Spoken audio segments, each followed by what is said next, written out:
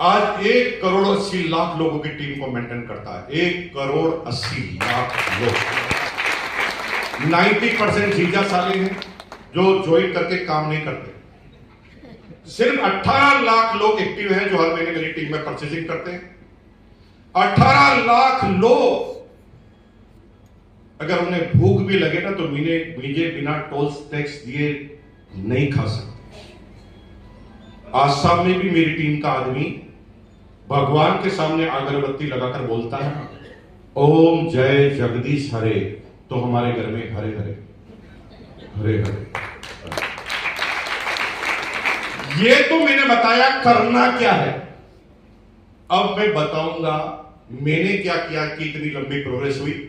लेकिन इनको बताने से पहले आज मैं ऐसी शख्सियत को, जो आज के हमारे चीफ गेस्ट हैं और बहुत बड़े हार्ट स्पेशलिस्ट हैं और उदयपुर के सारे लोग लगभग उन्हें जानते होंगे, वो आपको बताएंगे कि हार्ट की केयर कैसे की जाती है। और आरसीएम का एक प्रोडक्ट है जिसका नाम है द गामा ओरिजिनल। कि आज जिस हार्ट के डॉक्टर को यहाँ पर बुलाने जा रहा हूँ वो मेरे भी दिल के बहुत करीब, और इस शहर में उनको मैं कई सालों से देख रहा हूँ। भीलवाड़ा मंडलगढ़ में एक गाँव है, छोटा सा लुभारिया, वहाँ के निवासी हैं लेकिन बचपन से यहाँ रहे हैं। उदयपुर आरएनटी कॉलेज से उन्होंने एमबीबीएस और एमडी किया, और डीएनएम जो है वो हैदराबाद की यूनिवर्सिटी से किया। इंटरवेंशन कार्डियोलॉजिस्ट हैं, एक्सपर्ट्स हैं, और मेरी बीमारी और मेरे परिवार में जो सपोर्ट उनका है वो बहुत ज़बरदस्त है। न सिर्फ परिवार, उदयपुर उनका परिवार है और शायद पूरे भारत में उनका नाम है। मैं उनको बस ये एक संदेश दूंगा यहाँ से कि हम आरसीएम के जो सेवक हैं वो हॉस्पिटल के अंदर नहीं, हॉस्पिटल के बाहर स्वास्थ्य पे काम करते हैं, स्वावलंबन पे काम करते हैं और महिला विकास पर काम करते हैं। तो ये पोस्टर लगा हुआ है, समाज सेवा में हम कई सारे काम करते हैं। तो अब आरसीएम के लोग उनका स्वागत कैसे करेंगे? तो रमेश भाई साहब के थ्रू ये आरसीएम के बारे में मुझे काफ़ी टाइम से पता भी है, और मेरा शेड्यूल जनरली काफ़ी बिजी रहता है क्योंकि हार्ट का मामला हमारा ऐसा होता है कि हम दिन रात करते ही रहते हैं। ऐसे दिन को जितने हार्ट अटैक नहीं होते उतने अर्ली मॉर्निंग होते हैं। तो मैं जब फोर्टिस उदयपुर में था, मैंने गीतांजलि से अपना सफर शुरू किया था, उसके बाद फोर्टिस उदयपुर में भी था, तो रात को लगभग 2 या 3 बार मैं रात को हॉस्पिटल जाता था, 2 या 3। तो इमेजिन करो कि इस तरह का काम चलता रहता था। ये मेरे को देखते थे, कई बार मेरा घर इनके पास में ही, तो कई बार ये देखते थे कि सुबह शाम दिन रात ऐसे ही दौड़ते रहते थे। तो दौड़ने से निजात कैसे पानी है वो भाई साहब बता रहे थे अभी उनके। अब मेरा काम ही ऐसा है कि मुझे दौड़ना पड़ता है, वो एक अलग बात है, पर मैं भी चाहूंगा कि मैं बैठ जाऊं और कोई मेरी बोतल भरता रहे। पर धन्यवाद आप सभी का, खासकर आरसीएम परिवार का, जिसने मुझे इतने स्नेह के साथ बुलाया और ऐसा जोरदार स्वागत किया। अब मुझे शायद थोड़े 10 मिनट मिले ये बताने के लिए, तो मैं कोशिश करूंगा आप तक पहुंचने के लिए कि हृदय रोग या हार्ट की समस्याओं से रिलेटेड मेरा क्या अनुभव है, इसमें फार्मास्यूटिकल इंडस्ट्री का कितना रोल है, और अगर मैं ठीक समझ रहा हूं तो न्यूट्रास्यूटिकल्स का क्या रोल है। तो देखो, मैं आपको एक बात बताता हूं कि कोई भी बीमारी हो, हार्ट की नहीं, कोई भी बीमारी हो, उससे बचना ज्यादा इंपॉर्टेंट है। ये कम लोग बताते हैं, पहली बात तो डॉक्टर लोग तो बहुत कम बताते हैं। इससे बचना कैसा चाहिए, बहुत कम लोग बताते हैं। दूसरा जो बताते हैं वो जनरल बताते हैं, अच्छा खाओ, अच्छा पियो, नाचो, एक्सरसाइज करो, ये इससे काम नहीं बनता। स्पेसिफिक एडवाइस, मतलब ऐसी एडवाइस जिससे आपका वास्तव में फर्क पड़ रहा हो। इंडिविजुअलाइज एडवाइस, मतलब आपको क्या करना चाहिए, आपको क्या करना चाहिए, वो अलग अलग हो सकता है। वो अगर किया जाए, इसको बोलते हैं प्रिवेंटिव हेल्थ। इस पे WHO और गवर्नमेंट तो काम करती है, प्राइवेट डॉक्टर्स कम काम करते हैं, बिकॉज आप पैसा नहीं देना चाहते उनको इस काम का। सो प्रिवेंटिव हेल्थ केयर, या बीमारी ना हो ऐसा करने के लिए हम किसी को पैसा नहीं देना चाहते हैं, वाजिब बात है, कोई बात नहीं। पर आरसीएम भी आपके लिए ऐसा कुछ कर रहा है जिससे कि आपको प्रिवेंटिव हेल्थ केयर मिल सके, मतलब बीमारी हो ही।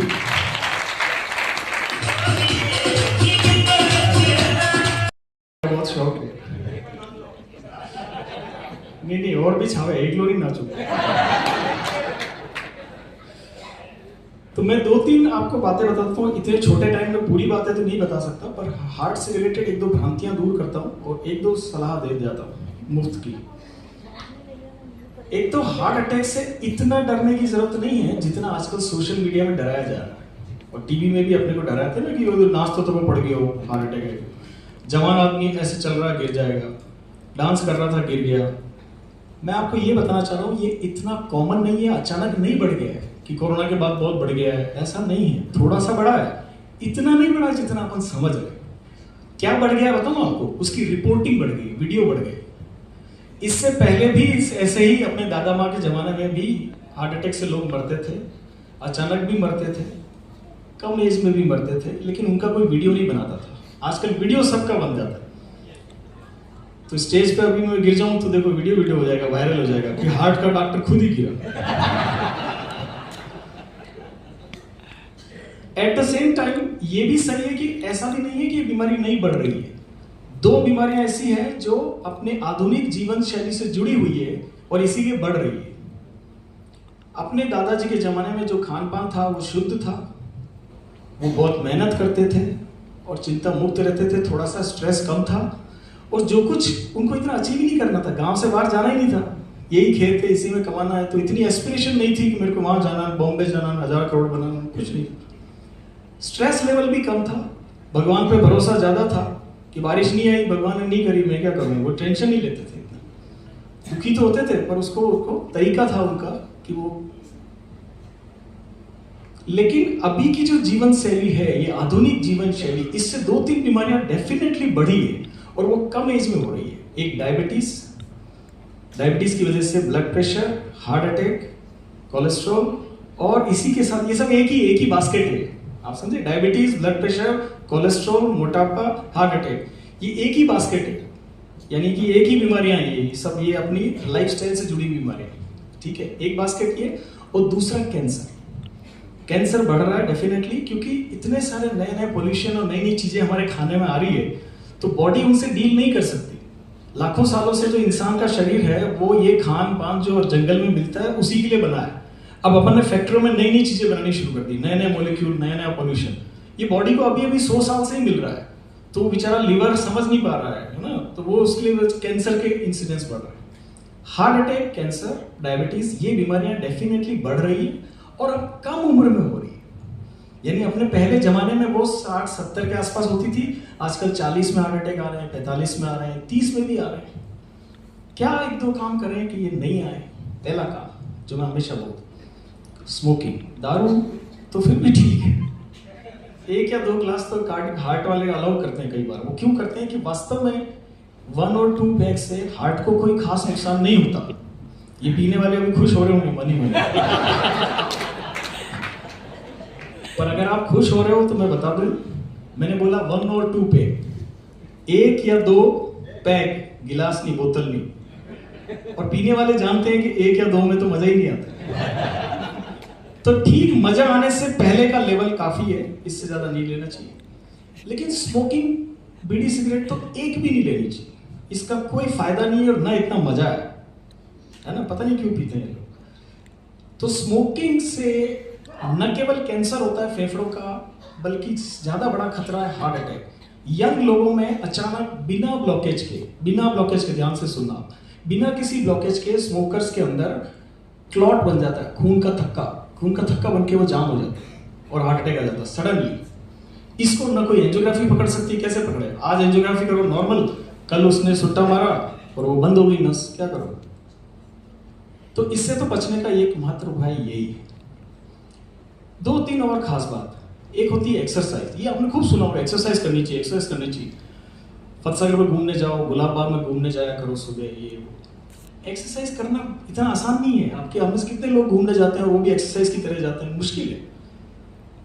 एक बहुत आसान तरीका बताता हूं आपको जो एक्सरसाइज करोगे, जो अभी मैंने भी किया, आपने देखा होगा। तो अपने नॉर्मल जीवन में ऑफिस में जाना आना, उसकी स्पीड बढ़ा दो।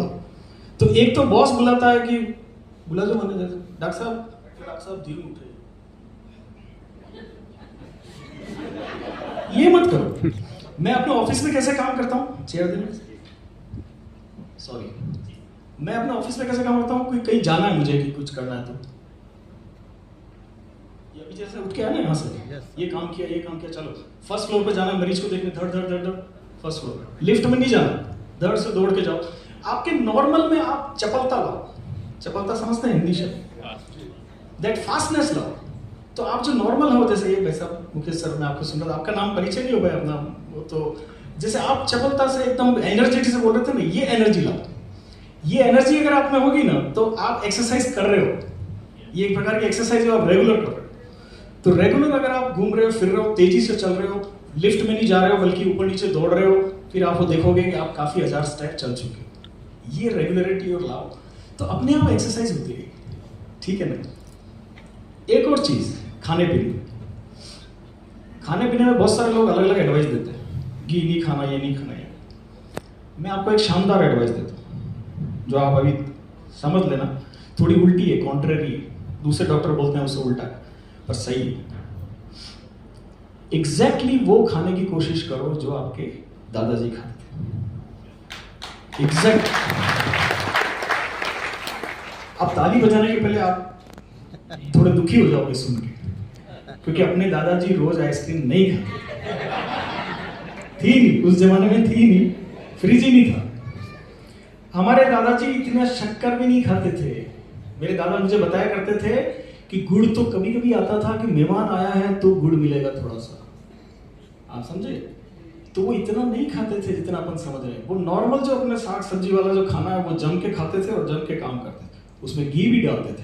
तो घी हार्ट का दुश्मन नहीं है, घी हमें चाहिए। फैट जो होता है वो 20 से 30% हमारी डाइट में होना चाहिए। आपकी थाली में अच्छा खासा घी नजर आना चाहिए। ये कौन डॉक्टर है जो बोलते हैं घी मत खाओ, ये बोलते हैं तो हमको क्या लगता है मालूम है, घी खाया ये जाके जम जाएगा हार्ट में। ऐसा नहीं है।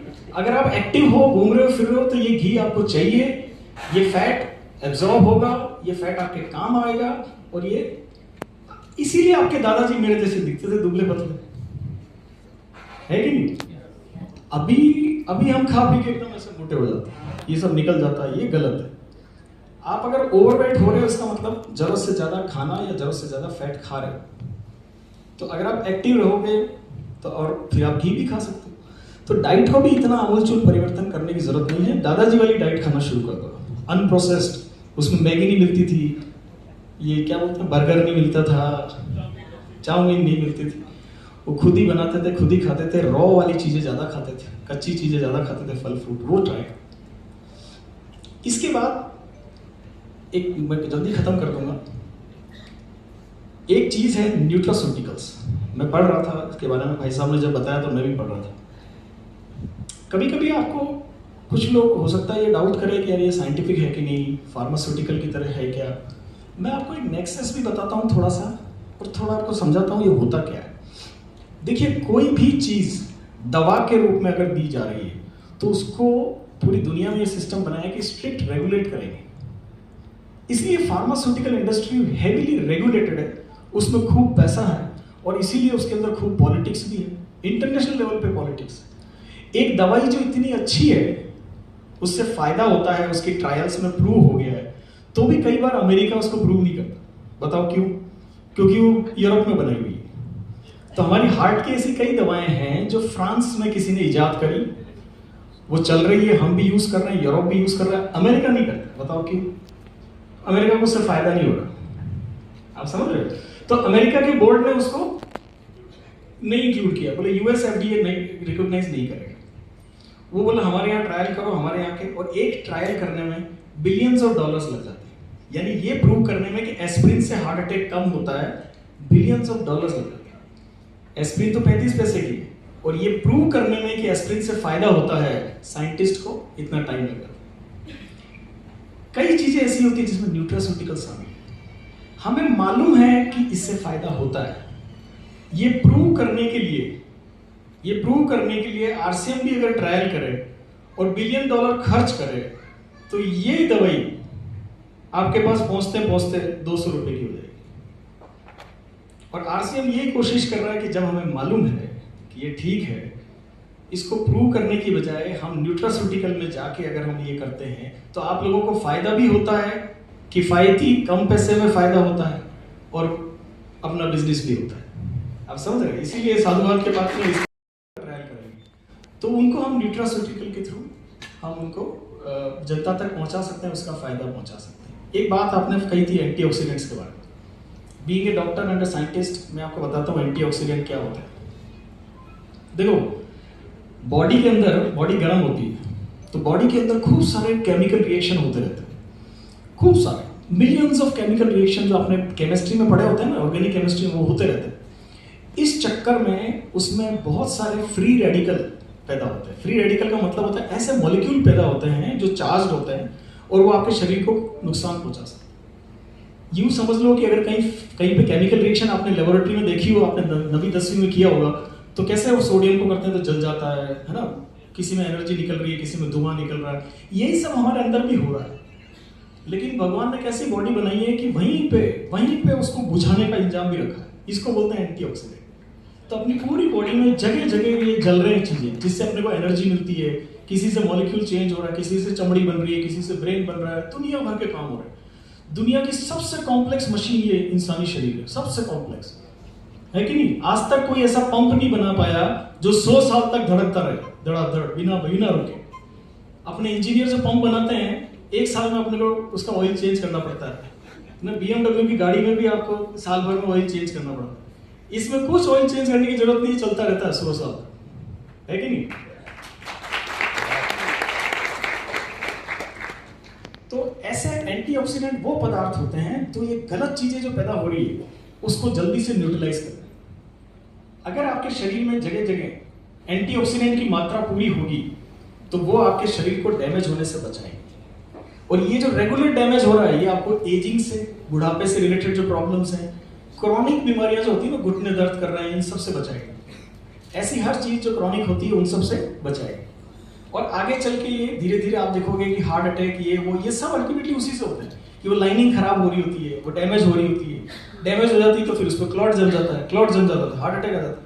अपन ब्लॉक के पीछे पड़ते रहते हैं। अब धीरे धीरे साइंटिस्ट को समझ में आ रहा है कि आपको पता है हार्ट की जो बीमारी है जिसको अपन हार्ट अटैक कहते हैं, ब्लॉकेज कहते हैं, ये ब्लॉकेज की बीमारी नहीं है, ये बेसिकली इन्फ्लेमेशन की बीमारी। मतलब हार्ट के अंदर की वेसल्स की जो लाइनिंग है, अंदर की लाइनिंग, वो लाइनिंग स्मूथ होनी चाहिए, उसकी बजाय वहाँ ये युद्ध चल रहा है, वहाँ ये फ्री रेडिकल पैदा हो रहे हैं, तो वहाँ पे इंजरी होती है और इंजरी होने से वो इन्फ्लेमेशन होने लग जाता है। समझ रहे?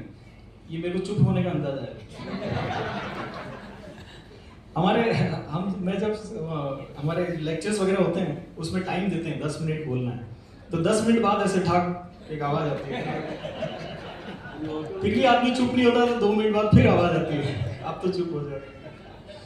तो एनीवे मैं ये बोलना चाह रहा था कि ये न्यूट्रास्यूटिकल जो इंडस्ट्री है इसका अपने को फायदा लेना चाहिए। ये वो प्रोडक्ट्स हैं जिनको हम फार्मास्यूटिकल के रास्ते से आप तक लाएंगे तो महंगे हो जाएंगे, उनको प्रूव करने में, उनको ट्रायल में, और फार्मास्यूटिकल का एक अलग ही बिजनेस नेक्सस है, उस तरफ जाएंगे तो nutraceutical is the right way, जहाँ से हम कई ऐसे प्रोडक्ट्स हैं जिनका फायदा ले सकते हैं, जिसमें आयुर्वेद के भी बहुत सारे प्रोडक्ट्स हैं, नेचुरल प्रोडक्ट्स हैं बहुत सारे, तो वो फायदा हमें लेना चाहिए। और इसी बिजनेस में अगर अपन जुड़ जाएं तो सोने पे सुहागा कि इसका एक पाइप अगर अपने उधर में जुड़ जाए। So thank you very much for inviting me. मुझे आप सबने बुलाया, अपना स्नेह दिखाया, इसके लिए मैं बहुत शुक्रगुजार हूँ। Thank you very much. और भी मिलते रहेंगे, तो थैंक यू।